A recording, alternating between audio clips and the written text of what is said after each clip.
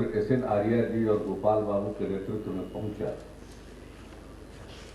तो उसी समय बात मेरी समझ में आ गई कि लगातार तीसरी बार मुझको एक ही प्रकार के कार्यक्रम में लोग क्यों बुला रहे हैं। तो मैंने बहुत कुरेदने की कोशिश की कि कोई बात है तो पहले बता दीजिए। तो इन लोगों ने कहा कोई बात नहीं, आ जाइए थोड़ी देर के लिए, बड़ी खुशी होगी। कहा तो ये इन लोगों ने कि आप जानते ही हैं पीएमसीएच के जितने पढ़े हुए डॉक्टर्स हैं वो बाहर भी बहुत संख्या में हैं, और इस बार फिर लोग आए हैं, तो आपका एक कर्तव्य बनता है कि जो लोग बिहार के और बिहार से पढ़कर देश के बाहर अपना और अपने सूबे का और अपने देश का नाम रोशन कर रहे हैं, वो लोग जब वापस इस फंक्शन में आते हैं तो आपको उपस्थित होकर उनका स्वागत करना चाहिए।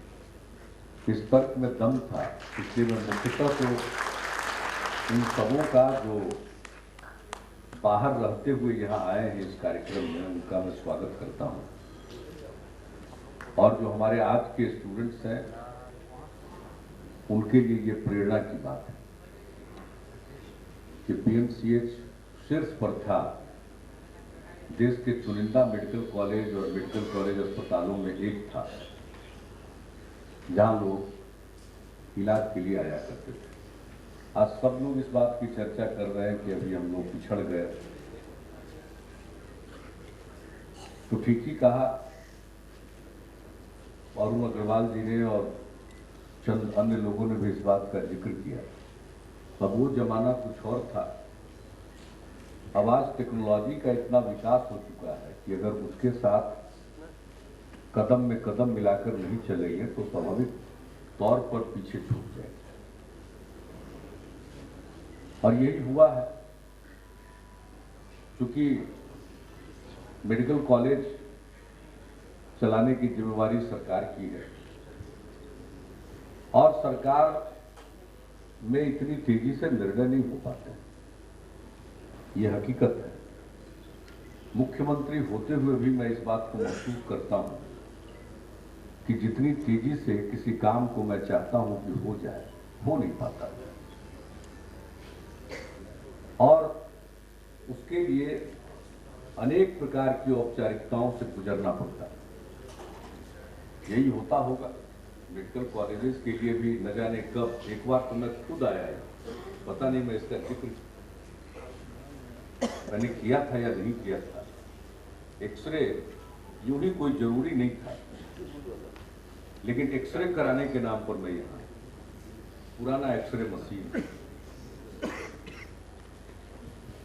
और जिस मेडिकल कॉलेज का इतना नाम हो वहाँ पर पुराना एक्सरे मशीन हो, आज के हिसाब से जो नए इक्विपमेंट्स आए हैं उनका प्रबंध ठीक न हो, तो स्वाभाविक है कि वो पिछड़े। अब पिछली बार भी, उसके पहले भी और आज भी मांग हो रही है कुछ चीजों की। तो मैं समझता हूं कि आपने मुझे बुलाया ही इसलिए कि पिछले 2 बार से आपको सुनाया, उसको सुना रहे हैं और अभी तक वो काम नहीं हुआ। और मुझको ऐसा लगता है कि जब तक ये सब काम नहीं हो जाएगा तब तक ये हमको एल्यूमिनाई देगा। काम करना मेरे लिए ज्यादा सरल है, पर इस पर 1.5 घंटा समय निकालकर हर साल आना, एक आध बार तो ठीक है, तो अब 3 बार हो चुका है, हैट्रिक हो चुका है, इसलिए मैं भी यही चाहूंगा कि काम ही हो जाए। तो मैंने अपने प्रधान सचिव जी को कहा, अंजलि कुमार सिंह जी को, और व्यास जी बैठे हुए थे और चौबे जी, सबको हमने कहा अगले 15 दिनों में एक चिट्ठी। अश्विनी चौबे जी लगातार बाहर घूमते रहते हैं तो उनकी सुविधा को देखते हुए मैं इस मीटिंग को रखूंगा, क्योंकि अंततः विभाग उनका है। हम कोई निर्णय करा भी दें तो अंततोगत्वा संचिका तो उन्हीं के माध्यम से आएगी, तो विलंब न हो इसके लिए मीटिंग के शक्ल में कोई निर्णय लेना पड़ेगा, फास्ट ट्रैक निर्णय जिसको कहते हैं।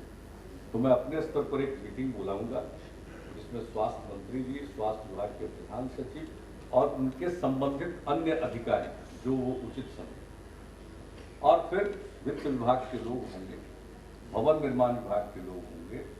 और ये बात तो बिल्कुल सही है कि अगर अस्पताल चलेगा और अस्पताल के बिजली का काम कोई देखे, कोई छोटा मोटा रिपेयर हो तो उसका काम कोई देखे, सीवेज का काम कोई देखे, वाटर सप्लाई का काम कोई देखे, तो वो चलता नहीं।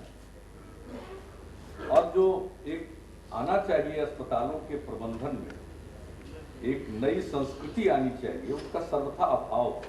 ये पुराना तरीका है, सरकार चलाती है तो सरकार के अलग अलग महकमे बने हुए हैं और उन विभागों का दायित्व है, लेकिन आज अब वो संभव उस ढंग से हो नहीं पाता है, कोऑर्डिनेशन की कमी होती है और दबाव भी बढ़ रहा, मरीजों का दबाव, परिस्थिति का दबाव। अब इतनी आबादी थी नहीं तो इतने मरीज कहाँ से होंगे, बीच में मरीज कम आते थे, अब फिर से एक विश्वास पैदा हुआ तो मरीजों की संख्या बढ़ गई। पहले तो कोई प्राथमिक स्वास्थ्य केंद्र में भी नहीं जाता था। आप सबको मालूम है 2006 के जनवरी फरवरी में हम लोगों ने सर्वे कराया था सरकार बनने के 2-3 महीने के अंदर, तो पूरे बिहार में प्राथमिक स्वास्थ्य केंद्रों पर प्रति माह औसतन 39 मरीज जाते थे, यानी एक दिन में एक या किसी दिन भूले भटके 2 मरीज। और हम लोगों ने कुछ निर्णय लिया, 24/7 डॉक्टर्स और पैरामेडिक स्टाफ की उपस्थिति सुनिश्चित कराई और मुफ्त में दवाएं देना शुरू किया। और उसका परिणाम हुआ कि जब अक्टूबर नवंबर में दोबारा सर्वे हुआ तो मरीजों की संख्या प्रति माह औसतन एक प्राथमिक स्वास्थ्य केंद्र पर 2500 से 3000 थी और आज हालत ये है तो 8000 से लेकर 9000 की, यानी प्रतिदिन 300 मरीज जा रहे हैं। इसका मतलब ये नहीं है कि बीमार ज्यादा लोग पड़ रहे, इसका मतलब है कि लोगों का विश्वास फिर से जो सार्वजनिक स्वास्थ्य सेवा है उस पर कायम हुआ, इसलिए लोग जाए। और मेडिकल कॉलेज हॉस्पिटल तो ये बिहार का आखिर है। और हम लोगों ने देखा है दिल्ली में रहते हुए एक सांसद के रूप में, साहब पटना से बिहार से तो मरीज इलाज के लिए जाते हैं और एक सांसद का काम होता है मरीज का एम्स में इलाज कराना और इसके बाद ट्रेन का रिजर्वेशन करवाना। ये एमपी का बुनियादी दायित्व दिल्ली में। पार्लियामेंट में भाग लेना अलग थी, अगर सिर्फ पार्लियामेंट के डिबेट में पार्टिसिपेट करे तो दोबारा डिबेट में भाग लेने का मौका नहीं मिलेगा। इसलिए हम लोग इस काम को एक अपनी प्राथमिक ड्यूटी मानकर, प्राइमरी ड्यूटी मानकर इस काम को करें। तो इसका तजुर्बा